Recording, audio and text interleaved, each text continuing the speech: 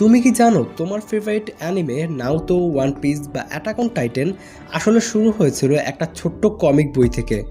হ্যাঁ, ঠিকই ধরছো, মাঙ্গা।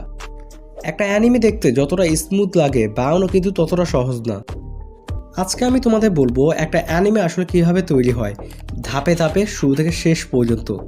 তো চলো শুরু করা যাক।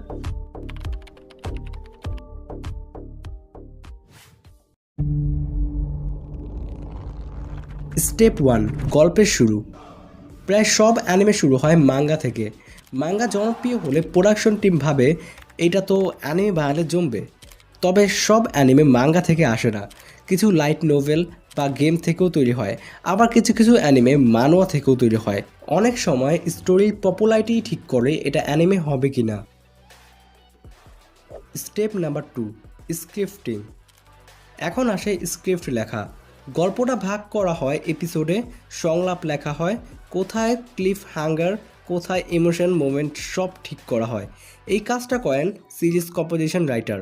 তারা বেসিক্যালি ঠিক করেন একটা সিজনে কয়টা এপিসোড থাকবে আর কোন কোন জায়গায় এন্ডিং দেবে। একটা সিজন কোথায় যে শেষ হবে তারা এটাও ঠিক করে। এরপর আসে স্টোরি বোর্ড। এটা হলো অ্যানিমের ব্লু প্রিন্ট। প্রতিটা দৃশ্য কেমন হবে, ক্যামেরা কেমনে ঘুরবে, অ্যাকশন শট কোথায় হবে, সব আগে আঁকা হয়।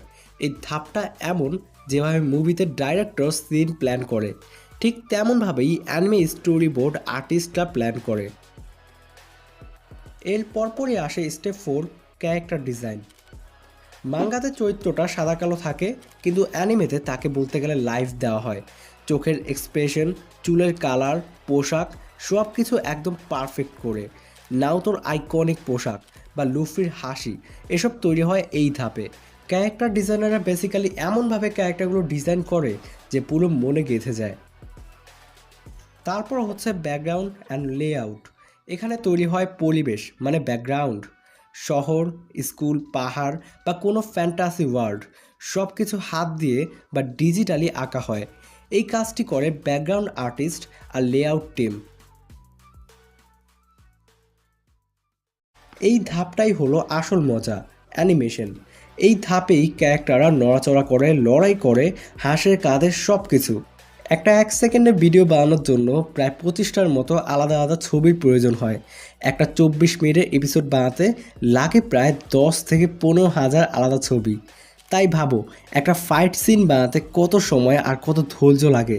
তুমি যেটা 20 মিনিটে দেখে ফেলো, সেটা বানাতে অনেক অ্যানিমের ক্ষেত্রে মাসের পর মাস লেগে যায়। অ্যানিমেশন তো হলো, কিন্তু আমাদের তো ভয়েস লাগবে। এই জন্যই আমাদের স্টেপ 7, ভয়েস অ্যাক্টিং। এখন ক্যারেক্টারগুলো পায় তাদের কণ্ঠ, ভয়েস। অ্যানিমে ভয়েস অ্যাক্টরদের বলে সেইয়ু। তাদের কণ্ঠেই চরিত্রগুলো বেঁচে ওঠে। তুমি যে দাত্তে বায়ো বা ওরিবা লুফি শুনে উৎসাহিত হও, সেটাই সেইয়ুরাই দেয়। তাদের এনার্জি না থাকলে অ্যানিমেটা কখনোই সেই ভাইব পেত না। Step 8, music and sound. Music ছাড়া অ্যানিমে একদম ফ্ল্যাট লাগে। Opening song, background score, fight সিনের ড্রামা বিট, এইগুলোই অ্যানিমেকে ইপিক বানায়। একটা অ্যানিমে পপুলার হওয়ার পেছনে তার মিউজিকও অনেক বড় একটা মেজর রোল বহন করে। কিছু কিছু সাউন্ড ডিরেক্টররা এমন মিউজিক বানান যে তোমার কান দিয়ে এক্সাইটমেন্ট ঢুকে যায় মাথার ভেতর। Step number 9, editing and final touch. সবশেষে আসে এডিটিং। সব অ্যানিমেশন, ভয়েস, সাউন্ড একসাথে মিক্স করা হয়। কালার, টোন, ইফেক্টস, টাইমিং সব ঠিক করা হয় যেন অ্যানিমেটা দেখলে মনে হয় পারফেক্ট। এই ধাপটাই বেসিক্যালি পুরো প্রজেক্টটাকে পলিশ করে দেয়।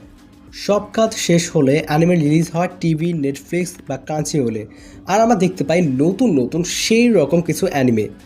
তো বন্ধুরা, এভাবেই একটা ছোট্ট মাঙ্গা থেকে তৈরি হয় তোমার প্রিয় অ্যানিমে। যদি এই ভিডিওটা ভালো লাগে অবশ্যই সাবস্ক্রাইব করো টুইন্স ব্রোকেন, যেখানে আমরা বলি অ্যানিমে দুনিয়ার সবচেয়ে কুলেস্ট গল্প বাংলায়।